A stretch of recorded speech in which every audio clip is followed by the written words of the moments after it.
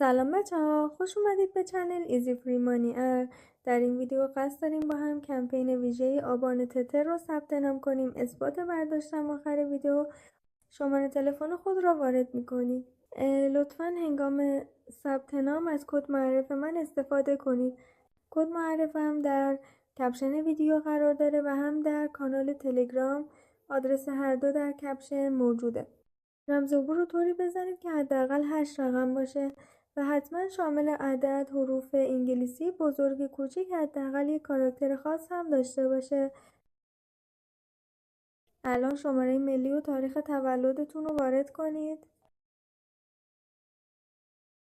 پس از ثبت نام صفحه سایت را یک بار تازه‌سازی رفرش کنید و سپس دوباره وارد حساب کاربری خود شوید تا احراز هویت پایه یک شما تایید شود.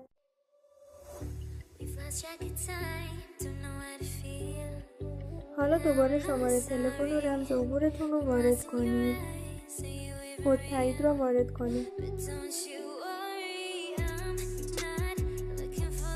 روی آیکون 3 خط در بالای صفحه ضربه بزنید و به پایین اسکرول کنید.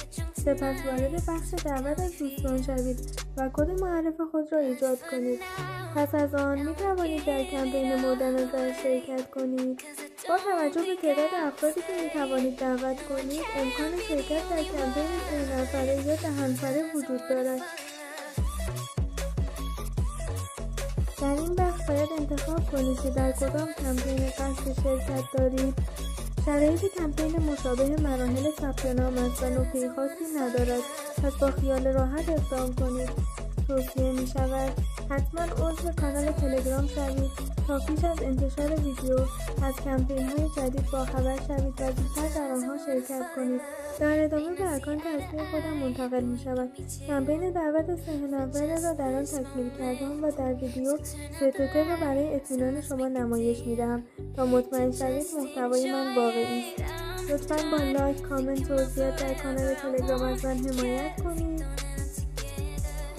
اینم اثبات دریافت سرتیفیکت من به شما. تا ویدیو بعد شما رو به خدا بزرگ می‌سپارم.